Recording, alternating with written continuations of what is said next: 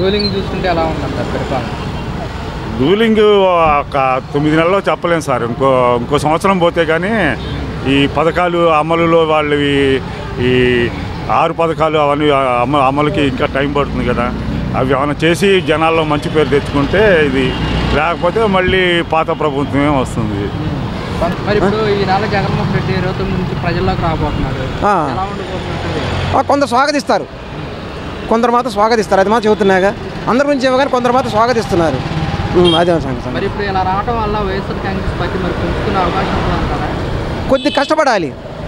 వీళ్ళు అదిగో ఇదిగో అన్నారు, ఫ్రీ బస్ అయిన అన్నారు. ఎందుకంటే ఫ్రీ బస్ లేదు వాళ్ళకి, జనానికి డబ్బులు లేవన్నారు ఏమన్నట్టే. అది మాత్రం సంగతి అండి. అంటే గత ప్రభుత్వంలో వాలంటీర్స్ ఉండేవాళ్ళు బాబాయ్, వాళ్ళు నోరు కొట్టేశారు. ఇక అది ఎవరైనా ఒకటేగా. ఉంచుంటే రూపాయలు 3 రూపాయలు వాడే ఇచ్చేవాడు కదా. వీడు అసలే సంపర్కం పాపం. ఎవరైనా బాగుపడేవాళ్ళు. ఎంతమంది ఉద్యోగాలు పోయినాయి వాళ్ళకి, దాని మీద ఆధారపడేవాళ్ళు చాలామంది ఉన్నారు. అదే వాలంటీర్స్ ఏమంటున్నారంటే మమ్మల్ని ఏమో ఎన్నికల ప్రచారాలు కొనసాగిస్తామని 10,000 ఇస్తామన్నారు. అవును చెప్పాడు. లాస్ట్కి వచ్చేలాగా 0 పెట్టేసారు. అది ఒకటే తప్పు. ఉంటే ఎలా ఉండేది అంటారు? వాళ్ళని కొనసాగి వాళ్ళు ఉంటే మామూలుగా ఏదో ఒకటి చేసేవాళ్ళు కదా. ఇప్పుడు ఎవరికి వాళ్ళే.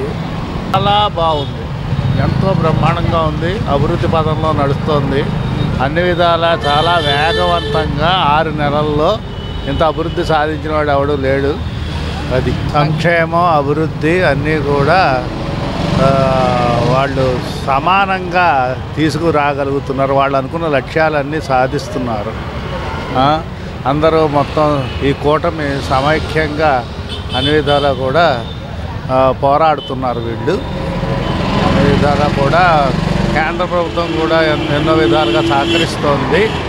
మొత్తానికి త్రిమూర్తుల్లాంటి ఈ ముగ్గురు కూడా, ఏది చంద్రబాబు నాయుడు, పవన్ కళ్యాణ్, మోదీ, వీరు ముగ్గురు కూడా ఈ భూమి మీద అవతరించిన మహాపురుషుల్లాగా మొత్తానికి మన ఆంధ్రప్రదేశ్కి అన్ని విధాలు కూడా విముక్తి కలిగించే విధంగా చేస్తున్నారు. అన్ని విధాల అభివృద్ధి చాలా అతి త్వరలో సాధిస్తారని నేను ఆశిస్తున్నాను. అమరావతి పూర్తి చేసి తెలుగు రాష్ట్ర ప్రజలకి అంకితం చేస్తానని సీఎం గారు చెప్పడం జరుగుతుంది. మీకు ఎలా అనిపిస్తుంది? అమరావతి తప్పనిసరిగా తాను ఏమనుకుంటే అది చేసి చేరుతాడు. ఈయన మాటల వ్యక్తి కాదు, చేతల వ్యక్తి. తప్పనిసరిగా అమరావతి అనేది తప్పనిసరిగా సాధిస్తాడు. ఏదనుకుంటే అది చేస్తాడు. ఆ విధంగానే స్టీల్ ప్లాంట్కి కావాల్సిన మొత్తం డబ్బంతా కూడా ఆయన తీసుకురాగలిగాడు. మళ్ళీ పోలవరం కూడా ఇవాళ ప్రారంభించారు. ఏదనుకుంటే అది వెంటనే ఆయన ఆచరణలో పెడుతున్నారు. తాను అనుకున్నవన్నీ కూడా, అన్ని విషయాలు కూడా చాలా ఇదిగా సమగ్రాభివృద్ధి సాధించడానికి చాలా ఇదిగా ఆయన కృషి చేస్తున్నారు. దానికి తోడు ముగ్గురు కూడా ఐకమత్యంతో చేస్తున్నారు మొత్తానికి. సార్, కూటమి ప్రభుత్వం వచ్చే 8 నెలలు అవుతుంది, పరిపాలన ఎలా ఉందంటే? పర్వాలేదండి, బాగానే చేస్తున్నారు పరిపాలన. పథకాల విషయాల్లో కానీ పథకాలు ఇంకా కొన్ని అమలు చేయాలి, కొన్ని అమలు అయినాయి. ఇప్పుడు ప్రస్తుతానికి నిదానంగా చేస్తారేమో అనుకుంటున్నాం. కొంతమంది అంటున్నమాట ప్రభుత్వం వచ్చే 8 నెలలు అవుతున్నాయని పథకాలు ఏమీ రావట్లేదు, గతంలోనే మాకు పథకాలు వచ్చినాయి. వస్తాయి మెల్లిగా. ప్రభుత్వానికి ప్రస్తుతానికి డబ్బులు లేవు కదా, డబ్బులు వస్తే వస్తాయి. మరి ఇప్పుడు పథకాలు చెప్పారు, అమలు చేయని క్రమంలో మరి ప్రభుత్వం మీద వ్యతిరేకత వచ్చే అవకాశం ఉంటుందంటారా? అప్పుడే చెప్పలేం, కొంతకాలం పట్టచ్చు. అంటే కూటమి పరిపాలన పనితీరు విధానం ఎలా ఉందంటారు? ప్రెసెంట్ బాగానే ఉందండి. వైఎస్ఆర్ పీరియడ్ కంటే టీడీపీ బాగానే ఉంది. ఇప్పుడు అమరావతి చాలా కంపెనీస్ అనేది వస్తుంది. సో ఇంకా ఫ్యూచర్ చూసుకుంటే ఏపీనే బాగుంటుంది. మరి కొంతమంది అంటున్నారు ప్రభుత్వం వచ్చే 8 నెలలు అవుతున్న పథకాలేమీ రావట్లేదు, అభివృద్ధి కూడా కనిపించట్లేదని. అవునండి, వైఎస్ఆర్ పీరియడ్లో 5 years ఏం డెవలప్ అయింది, టైం పట్టుద్ది. ఏదైనా గాడిలో పెట్టాలంటే మళ్ళీ టైం పట్టుద్ది, ఎందుకంటే మొత్తం కూలిపోయింది. 5 yearsలో డెవలప్మెంట్ లేకుండా వచ్చిన కాంట్రాక్టర్స్ వెనకాల వెళ్ళిపోయారు. డెవలప్మెంట్ అనేది లేకుండా పోయింది. జస్టిస్ సంక్షేమ పథకాలు జనాలు డబ్బులు ఇస్తారని చూసారే కానీ వైఎస్ఆర్లో ప్లస్ డెవలప్మెంట్ అనేది ఏం లేదు మనకు అమరావతి. ఇప్పుడు మన స్టూడెంట్స్ ఎవరన్నా నెక్స్ట్ జనరేషన్ బాగుండాలి, జాబ్స్ అంటే అందరూ ఇప్పుడు హైదరాబాద్లో చూస్తే సగం మంది మన ఆంధ్రాలో ఉంటారు. ఇప్పుడు ఏపీ డెవలప్ అంతా అవుతేనే ఇక్కడ కొంచెం డెవలప్మెంట్ అనేది ఉంటుంది. ఇప్పుడు ఎందుకంటే హైదరాబాద్ అందరూ వెళ్ళిపోతున్నారు ఇక్కడ కంపెనీస్ లేక. నెక్స్ట్ 10 years చూస్తే ఏపీ నెంబర్ 1 స్టేట్ క్యాపిటల్ అవుద్ది. మరి సీఎం గారు కూడా చెప్తున్నారు 3 ఏళ్ళు అమరావతి పూర్తి చేసి తెలుగు జాతి ప్రజలకు అంకితం చేస్తారు. మీకు ఎలా అనిపిస్తుంది? నాకు స్టార్టింగ్లో చూసాను డెవలప్మెంట్ అనేది కన్ఫామ్గా జరుగుతుందండి. ఎందుకంటే ఈ నిన్నాళ్ళు ఇప్పుడు కాంట్రాక్టర్స్ అసలు చాలా ఇన్వెస్ట్మెంట్ అయింది. ఇవాళ కూడా చంద్రబాబు నాయుడు ముఖ్యమంత్రి గారు ఫారిన్ టూర్ వెళ్తున్నారు డెవలప్మెంట్ కోసం, ప్రాజెక్ట్స్ కోసం. సో నెక్స్ట్ జనరేషన్ ఏపీ సౌత్లోనే నెంబర్ 1 అవుద్ది. ఆ యువతకి ఉపాధి కలిగితే ప్యాకేజీలు తీసుకురావడానికి వెళ్తున్నారు, ఎలా అనిపిస్తుంది? కన్ఫామ్గా ఇప్పుడు అందరూ ఏపీ చుట్టూరే చూస్తున్నారు. ఎందుకంటే చాలా కంపెనీస్ వస్తున్నాయి, ఇన్వెస్ట్మెంట్ వస్తున్నాయి. ఇప్పుడు స్థలాలు అవన్నీ చూస్తే మన చంద్రబాబు నాయుడు చాలా బెనిఫిట్స్ ఇస్తున్నారు. సో మనదే డెవలప్ అవుద్ది. గతంలో ఇలాగ పెట్టుబడులు రావడానికి ముందుకు వచ్చేవాళ్ళు అంటారా? కన్ఫామ్గా వస్తారు. నిన్న కూడా ఒకటి జరిగింది. ఇప్పుడు ఏం గ్యారంటీ అని చెప్పి అడుగుతున్నారు కాంట్రాక్టర్స్. అయితే గ్యారంటీ అనేది కన్ఫామ్గా నెక్స్ట్ డెవలప్మెంట్ కన్ఫామ్గా ఉంటుంది. ఎందుకంటే స్టీల్ ప్లాంట్ వైజాగ్ ఎయిర్పోర్ట్స్ వస్తున్నాయి. ఇప్పుడు మనం రోజు న్యూస్ చూస్తే చాలా ప్రాజెక్టులు తీసుకొస్తున్నారు. ముఖ్యమంత్రి గారు రెస్ట్ లేకుండా చాలా హార్డ్ వర్క్ చేస్తున్నారు. పవన్ కళ్యాణ్ గారు ఉన్నారు సపోర్ట్, లోకేష్ గారు ఉన్నారు ఐటీ మినిస్టర్, ఆయన కూడా ఫారిన్ టూర్ వెళ్ళి వచ్చారు. చాలా డెవలప్మెంట్స్ అనేది చాలా ఉంది. గతంలో ఐటీ మినిస్టర్కి ఇప్పుడు ఐటీ మినిస్టర్ తేడా ఏంటంటే? తేడా ఏంటంటే ఇప్పుడు ఐటీ మినిస్టర్ పరిగెత్తున్నారు రెస్ట్ లేకుండా. గతంలో ఐటీ మినిస్టర్ జగన్ చెప్పింది చేస్తుంది తప్ప ఆయనకా ఇండివిజువల్గా చేసే డెవలప్మెంట్ ఏం లేదు. ముఖ్యమంత్రి జగన్ చెప్పింది చేశారు అంతే తప్ప డెవలప్మెంట్ పెద్ద ఏం లేదు. అంటే నెక్స్ట్ టర్మ్ కనుక మేము అధికారంలోకి వస్తే డెవలప్మెంట్ చేసేవాళ్ళం, ప్రస్తుతానికి సంక్షేమం ఇచ్చా అంటున్నారు కదా. ఇస్తారు ఇప్పుడు కదా చంద్రబాబు మళ్ళీ ఇది ఫ్రీ బస్ తీసుకొస్తున్నారు.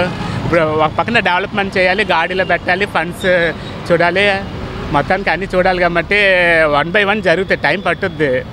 వెయిట్ చేయాల్సిన ఇన్ని సంవత్సరాలు వెయిట్ చేస్తాం, ఏం డెవలప్మెంట్ లేదు. 1 year వెయిట్ చేసి చూస్తాం. డెవలప్మెంట్ ఉంటే నెక్స్ట్ జనరేషన్ కూడా నాకు తెలిసి నెక్స్ట్ 5 years కూడా చంద్రబాబు నాయుడు వస్తారని నాకు నమ్మకం ఉంది. ఏంటి అంత నమ్మకం? చూస్తున్నాం కదండి ప్రాజెక్టు వచ్చిన 1 year కూడా ఆయన వచ్చిన 1 నెలలోనే చాలా ప్రాజెక్టులు తీసుకొస్తున్నారు. డెవలప్మెంట్ అనేది జరుగుతుంది కదా. గతంలో ఎలా ఉండేది అంటారు, ఇప్పుడు ఏంటి? ఇప్పుడు బాగానే ఉంది. ఇప్పుడు బాగుంది.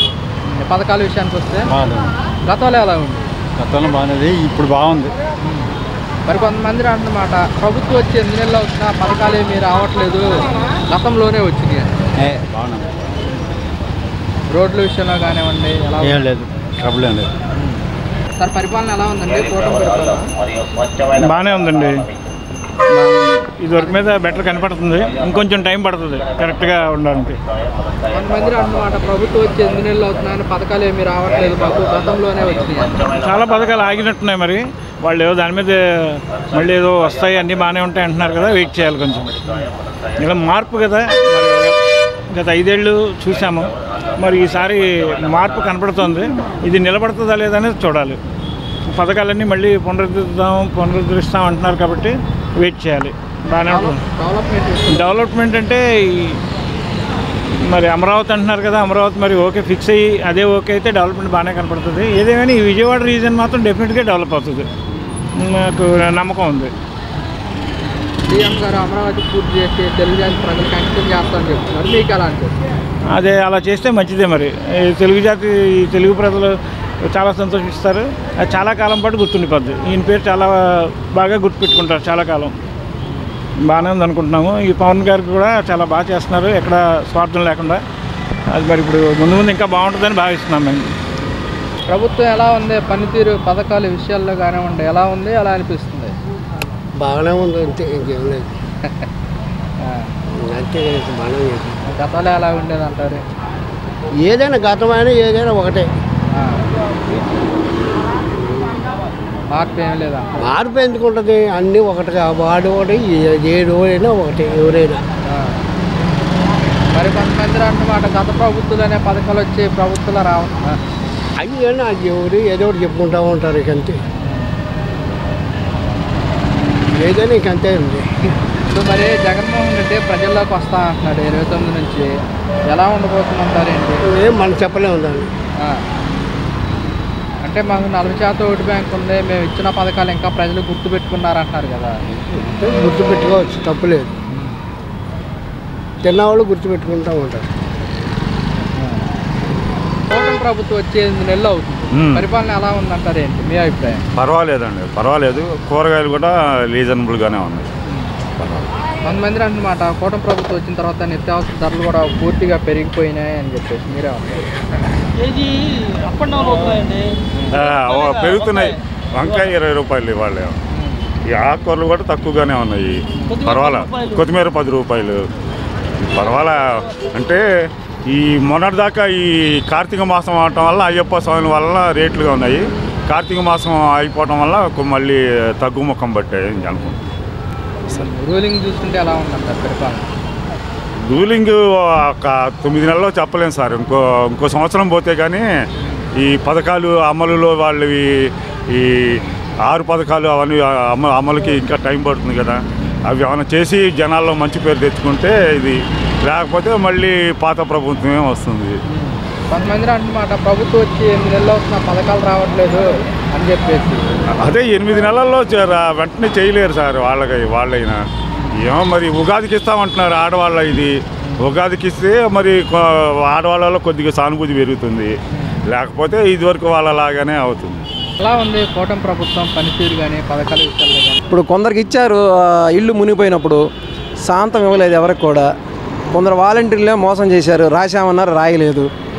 మాది నందమూరు నగర్ 9వ లైన్ భర్తమాత రోడ్డు మాది. మా వైపు అయితే డబ్బులు ఇవ్వలేదు సరిగ్గా. మా అన్ని పెద్ద పెద్ద డాబాలు, అందువల్ల మాకు డబ్బులు రాలేదు. అది సచివాలయానికి వెళ్ళాను, సచివాలయంలో ఆ కాగితం ఇచ్చాను. ఎంఆర్ఓ ఆఫీస్ అన్నారు, ఎంఆర్ఓ ఆఫీస్లో కూడా ఇచ్చాను కాగితము. వాళ్ళు ఎంఆర్ఓ ఆఫీసులో అయితే కనీసం మనిషి ముఖం వెంక కూడా చూడటానికి కూడా ఇబ్బంది పడుతున్నారు. వాళ్ళు విసుక్కుంటున్నారు. నందమూరు నగర్లో రైతు బజార్ దగ్గర ఒక ఎంఆర్ఓ ఆఫీస్ ఉంది, అక్కడికి వెళ్ళాం, అక్కడే ఇచ్చాం. అక్కడ మేడం గారిని అడిగి తీసుకుంటారు ఏంటో ఆఫీస్కి వెళ్తే వాళ్ళు. అదివరగా తీసుకునేవాళ్ళు కాదు, గౌరవంగా పలకరించేవాళ్ళు. అది పరిస్థితి అండి. ఇప్పుడు జగన్మోహన్ రెడ్డి అన్నమాట మా ప్రభుత్వంలో అప్పుడు వాలంటీర్లు ఉండి ఎమ్మడబడి తిరిగి చేసేవాళ్ళు. వాలంటీర్లు అప్పుడు ఎమ్మడబడి ఏమన్నా ఏమైనా కావాలని అడిగి చేసేవాళ్ళు. ఇప్పుడు అలా అడిగేవాళ్ళు లేరు. వాలంటీర్లు అదిగో అన్నారు, మళ్ళా ఇంత మటుకు వాళ్ళ ఊసే ఎవరు ఎత్తట్లేదు మరి ప్రస్తుతానికి మాత్రం. మొన్న రావడానికి మాత్రం వాలంటీర్లు వచ్చారు, రాసుకున్నారు, రాయడానికి మాత్రం తర్వాత లేరని రాశారు. నేను అడిగా అదేంటి అలా రాశారని. నేను రాయలేదు కదా అన్న. రాయపడని డోర్ క్లోజ్ అని రాశారు కదా, అందుబాటులో లేరని పెట్టారు ఏందమ్మా నేను అడిగా, వాలంటీర్ని అడిగాను. అయినా కూడా వాళ్ళు నా మీద దయదలచల వాళ్ళు. అది నా ఇంట్లో washing machine, fridge, laptop, computer, మంచాలు మొత్తం పోయినాయి. నేను మళ్ళీ అన్నీ కొనుక్కున్నా, ఒక మంచం తప్ప అన్నీ కొనుక్కున్నా నేను. అది అదే వాలంటీర్స్ కనుక కొనసాగించుంటే ఎలా ఉండదు? అది వాలంటీర్లు అయితే అదివరకు 50 తీసుకునే వాళ్ళు పెన్షన్ ఇవ్వగానే వాళ్ళైతే పనిచేశారు అట్లాగే. ఇప్పుడు అది కూడా లేదు ఆఖరికి. అదివరకు వాలంటీర్లు అంటే ఏదో ఒక వెనక ముందో కాస్త ఒక అడిగేసుకు వచ్చేవాళ్ళు. వాలంటీర్స్కి ఎన్నికల ప్రచారాల్లో కొనసాగించి వేతన కింద 10,000 ఇస్తామని చెప్పి అది కూడా అన్నారు. అది కూడా ఇప్పుడు మరి ఏం సమాధానం చెప్పట్లేదు వాళ్ళ గురించి కూడా వెనకే చేస్తున్నారు ఎప్పటికప్పుడు వాళ్ళు. కనీసం వాళ్ళన్నా ఉంటే పోయి సచివాలయానికి అడుగుతాం. సచివాలయం కూడా మనకి సమాధానం చెప్పేవాళ్ళు కనపడతాం ముందు.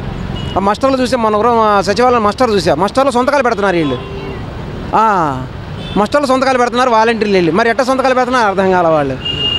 అది గత వైఎస్ఆర్ కాంగ్రెస్ పార్టీలో ప్రభుత్వంలో వాలంటీర్స్ మీకు ఎలాంటి సేవలు అందించారని మీరేం చెప్తారు?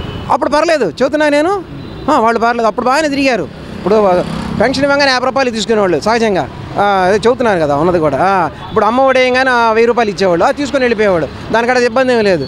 అలా జరుగుతూనే ఉండేది. డబ్బులు తీసుకున్నా తీసుకోకపోయినా బండి నడిచింది, ఏ గొడవ లేకుండా వెళ్ళిపోయింది. వాళ్ళే తిరిగేవాళ్ళు మన ఇంటి చుట్టూదా. ఇప్పుడు మేము సచివాలయం చుట్టూ తిరుగుతుంటే మనకు సమాధానం చెప్పేవాళ్ళు కనపడలేదు. అక్కడ పరిస్థితి అలా ఉంది. ఎందుకు ఎంఆర్ ఆఫీస్కి వెళ్ళాను, కాగితం పెట్టమంటే మరి మాకే ఎవరు అడిగితే సమాధానం చెప్పేవాళ్ళు లేరు. తర్వాత ఆమె ఇసుక్కుంటుంది, ముందు ఆఫీస్కి వెళ్తే ఆమె ఇసుక్కుంటుంది. ఏం మరి అంటరాయిన వాళ్ళ మాట్లాడితే ఎట్లా? రిటైర్ అయిపోయాలో మనం చూసుకోవాలి కదా. ఎంత ఏజ్ గల్లోడే వచ్చాడే, ఇద్దరు కలిసి వెళ్ళాం మేము. ఇద్దరిని ఇసుక్కున్నారు వాళ్ళు. ఫస్ట్ ఇసుక్కోకూడదు, ఎంఆర్ ఆఫీస్కి వెళ్తే అడగాలి, కూర్చోబెట్టి అడగాలి. అదే కూర్చోబెట్టి అడిగేవాళ్ళు. ఇప్పుడు కూర్చోబెట్టి అడిగేవాళ్ళే కనపడలేదు అక్కడ ఏ ఆఫీస్కి వెళ్ళినా కూడా. అదే సంగతి అండి. మరి ఇప్పుడు ఈ నెల జగన్మోహన్ రెడ్డి 29 నుంచి ప్రజల్లోకి రాబోతున్నారు. కొందరు స్వాగతిస్తారు, కొందరు మాత్రం స్వాగతిస్తారు. అది మాత్రం చెబుతున్నాగా. అందరి గురించి ఇవ్వగానే కొందరు మాత్రం స్వాగతిస్తున్నారు. అదే సంగతి. మరి ఇప్పుడు ఇలా రావడం వల్ల వైఎస్ఆర్ కాంగ్రెస్ పార్టీ మరి పెంచుకునే అవకాశం ఉందంటారా? కొద్ది కష్టపడాలి. వీళ్ళు అదిగో ఇదిగో అన్నారు, ఫ్రీ బస్ అయిన అన్నారు. ఎందుకంటే ఫ్రీ బస్ లేదు వాళ్ళకి జనానికి. డబ్బులు ఏమన్నారు ఏమన్నట్టే. అది మాత్రం సంగతి అండి. అంటే మరి ఇప్పుడు చెప్పిన పథకాలు అమలు చేయాలంటే ఆయన రావాలి మరలా. ఆయన ఏమన్నా వస్తే ఈ వాలంటీర్లు మళ్ళీ తీసుకొని డోర్ టు డోర్ తిరిగి వీళ్ళు మీకేం కావాలనేది వాళ్ళు అడిగి మనకి సమకూరుస్తారు. ఇప్పుడు సమకూర్చేవాళ్ళు లేరు. అదండి సంగతి. అంటే ఇప్పుడు చంద్రబాబు నాయుడు గారు ఎన్నికల ప్రచారాల్లో సూపర్ 6 అని హామీలు ఇచ్చారు. అవును. అవి అమలు చేయాలంటే ఖజానా ఖాళీగా ఉండే రాష్ట్ర ప్రజలు మొత్తం అర్థం చేసుకోవాలంటారు. ఖజానా ఖాళీ ఉందని చెబుతున్నాడు. అసలు ముందు వీళ్ళు ఎమ్మెల్యేలు కానీ ఎంపీలు అసలు జీతాలు తీసేయండి ఫస్ట్. ముందు సగం జీతాలు వాళ్ళకి కొన్ని లక్షల కోట్లు అటు వెళ్ళిపోతున్నాయి. రిటైర్డ్ ఎంప్లాయీకి డబ్బులు ఇవ్వడానికి లేవంటున్నారు వాళ్ళు. ఒక ఎమ్మెల్యేకి ఎంపీకి ఎంత వెళ్తున్నాయి? 1,50,000 దాకా వెళ్ళిపోతుంది. ఒక శాలరీ అతను 2 లక్షల దాకా వెళ్ళిపోతున్నాయి. ఎందుకంటే వాళ్ళకి జీతాలు వాళ్ళు మనకి దేనికి వచ్చారు? మనకి సేవ చేయడానికి వచ్చానని చెబుతున్నారు. మరి సేవ చేసే వాళ్ళకి జీతాలు అక్కర్లేదు. ఒక 35 సంవత్సరాలు ఎంప్లాయీ రిటైర్ అయిన తర్వాత పెన్షన్ లేదంట. పెన్షన్ లేని పథకం పెట్టారు వాళ్ళు అప్పుడు కాంగ్రెస్ ప్రభుత్వం వాళ్ళు శాంక్షన్ చేశారు ఆ రోజున. 2002 నుంచి రిక్రూట్మెంట్ అయితే ఉద్యోగస్తుడు పెన్షన్ లేదు. ఒక ఎమ్మెల్యే కానీ కౌన్సిలర్కి ఎంపీలకి మాత్రం నిరంతరం చచ్చిపోయేదాకా పెన్షన్లు ఉన్నాయి వాళ్ళకి. ఎందుకు అంత ఆర్భాటం వాళ్ళందరికీ? ఆయనకు ఒక గన్మెన్, మళ్ళీ ఎస్కార్ట్, ఒక ప్రభుత్వ జీపు, టెలిఫోన్ ఖర్చు, ట్రాన్స్పోర్ట్ ఖర్చు, అంత ఖర్చు ఉంది వాళ్ళకి. అంత అవసరం వాళ్ళకి. గత వైఎస్ఆర్ కాంగ్రెస్ పార్టీ జగన్మోహన్ రెడ్డి గారి ప్రభుత్వంలో విద్యార్థులకి ఎలా ఉందంటే అమ్మఒడి వేశారు. అప్పుడు బాగానే ఉంది. అప్పుడు వేశారు కదా. అప్పుడు బాగానే వేశారు. డబ్బులు మాత్రం చూస్తున్నాను నేను. అప్పుడు బాగానే లాగారు. అందరు దగ్గరుండి ఒకళ్ళకొకళ్ళు ఎమ్మడబడేలా తిరిగారు అందరూ. వాళ్ళే వాలంటీర్లు పైన సూపర్వైజర్లు వచ్చేవాళ్ళు. వాళ్ళు కూడా అడిగేవాళ్ళు. వాళ్ళు తలుపు తట్టి అడిగేవాళ్ళు వాళ్ళు కూడా. అప్పుడు ఇప్పుడు సచివాలయానికి సమాధానం చెప్పేవాళ్ళు లేరు, ఎంఆర్ ఆఫీస్కి సమాధానం చెప్పేవాళ్ళు లేరు. అలా అయిపోయింది చివరికి.